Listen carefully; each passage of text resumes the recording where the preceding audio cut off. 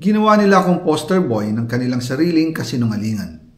Ngayon, hindi na ako mananahimik, ilalabas ko ang lahat ng katotohanan.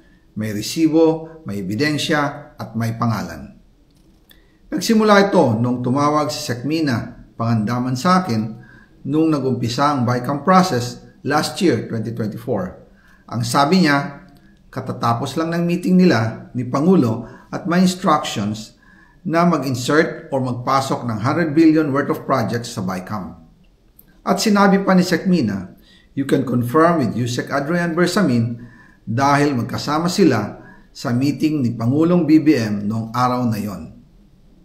Tinawagan ko po agad si Yusek Adrian Bersamin at tinanong ko kung may instruction nga ba ang Pangulo na magpasok ng 100 billion during their meeting. Ang sabi niya ay totoo nga po. Right after our conversation, tinawagan ko po si dating Speaker Martin Romualdez at nireport ko ang instructions ng Presidente to insert the 100 billion projects. At sinabi niya sa akin, what the President wants, he gets.